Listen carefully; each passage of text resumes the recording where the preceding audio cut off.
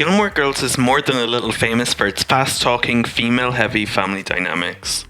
However, beneath all those pointless words and weirdly worded monologues lies a hidden layer of dysfunction nobody talks about. That is, parentification and emotional incest.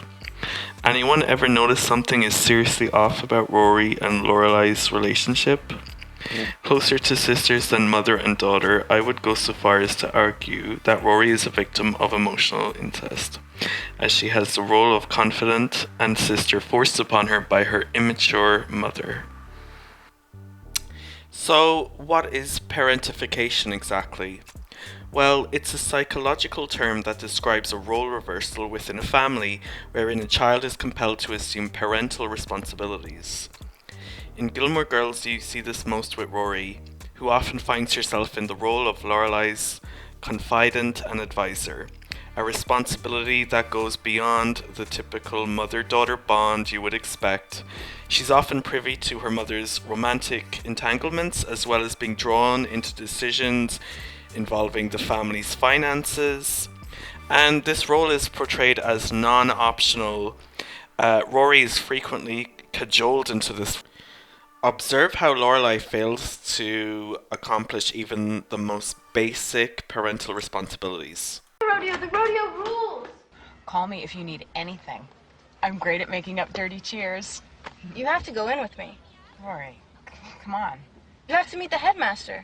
Well, look at me. I can't meet anybody who does anything in there. Mom! No, I look like that chick from the Dukes of Hazzard. This is my first day. You are not getting out of going in there with me, period.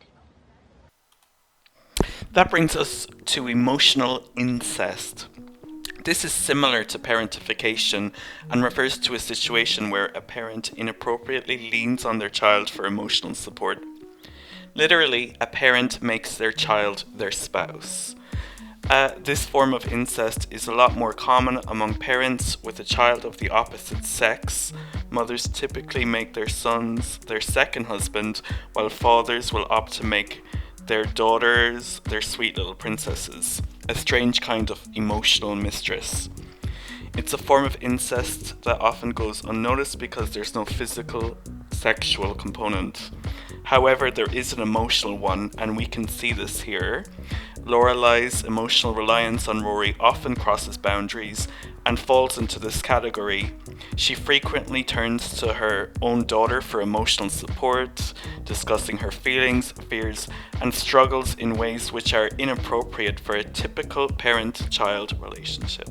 For example, look at how Lorelai reacts when her daughter doesn't tell her every detail of her romantic life. So tell me about the slogan. It's 3 degrees out here. As of tonight, my father knows way more personal dish about you than I do. That's not right or fair. He doesn't get as much enjoyment out of the dish as I do. For him, the dish is always half empty. You're just talking to keep yourself warm, aren't you? What is the deal with this guy? Are you dating? No, we're not dating. He's just a friend. How close? For example, if we freeze to death, will he come to the funeral or just send a nice fruit basket? I know him from school. He's just a casual friend. That's it. Do you think he's cute? It doesn't matter if I think he's cute. It matters to me. I don't want ugly grandchildren. Mom, I'm not dating Logan or anyone. Since Dean, I'm taking a boy break, okay? I'm just concentrating on school. That's it. Fine. But if that changes... You'll be the first to know. Okay, thank you. So, why does the sinister undertone of the Gilmore Girls escape detection from so many viewers? Well, for a number of reasons, really. One is that it's not really the typical opposite sex pairing that you normally see with covert emotional incest. This case is homosexual between two women, and this is notable because it capitalizes on that female energy, the feel-good girliness, the reason so many people watch this show.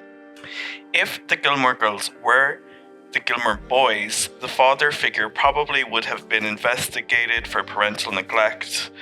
But Lorelai, being a female, can have her neediness dismissed as cutesy feminine wiliness, which is probably sexist in itself.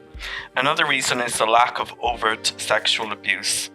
The show opts to show a more covert form, although Lorelai verges close to actual abuse when she enters Rory's intimate space, her bed, and caresses her intimately.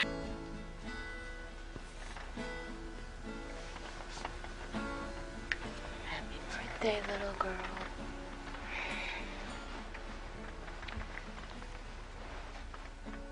Hey.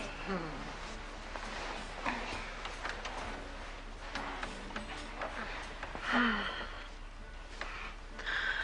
can't believe how fast you're growing up. Really? Feels slow. Trust me, it's fast.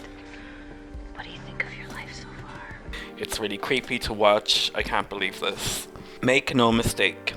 She has turned Rory into her lover in all but name. It's not a relationship that has been consummated sexually, but in all other aspects, it's sort of a marriage, a form of emotional bondage Rory cannot run from.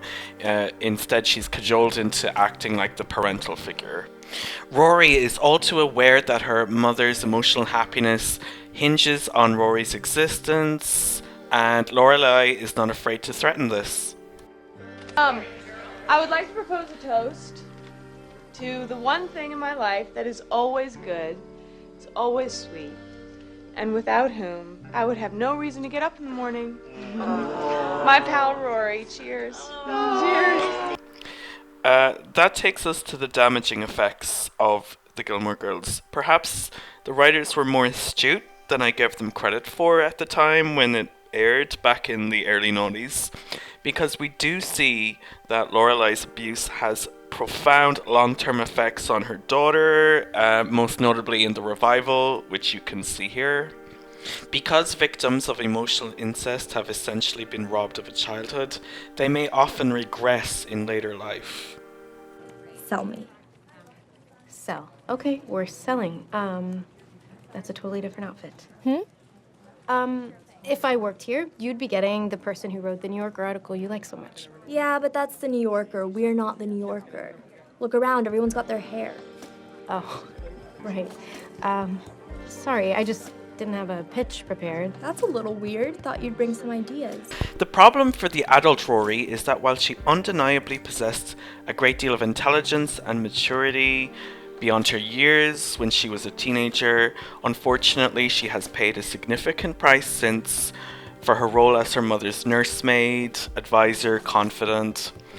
Therefore, emotionally she is stunted, unable to evolve beyond the childlike emotional range of her own hindered mother. She struggles with the weight of adult responsibilities, cannot accept criticism, and often finds herself overwhelmed. Lorelai used her daughter as an emotional crutch. Unless Rory recognizes the extent of her mother's abuse, she will be forever stuck as a woman child, lost in the labyrinth of her parents' warped vision. It's difficult to enjoy the show as a comedy, which is supposedly how it was written, in light of all these sinister family dynamics. However, hopefully through its portrayal of parentification and emotional incest, we can all reflect on the significance of healthy boundaries, and to unblur any fuzzy lines that have been drawn.